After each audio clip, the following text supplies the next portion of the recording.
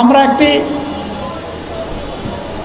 নিপীড়িত সংগঠন, আমাদের সাথে যে আচরণ করা হয়েছে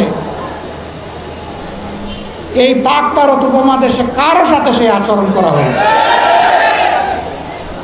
বাংলাদেশের ইতিহাসে কারো সাথে সেই আচরণ করা হয়নি।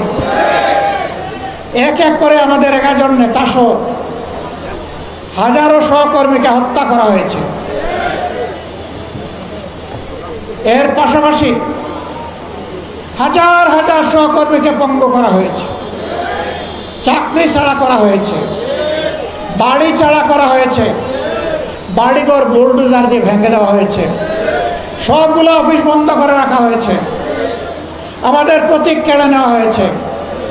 আমাদের সংগঠনকে দিশেহারা সরকার শেষ পর্যন্ত নিষিদ্ধ ঘোষণা করেছে।